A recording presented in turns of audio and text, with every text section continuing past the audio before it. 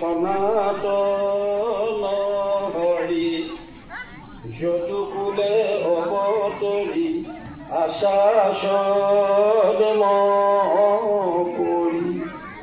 পাছত শংকৰদেৱে সেই আধ্যাত্ম চহী কৰিছে দ্বিতীয় কলমত।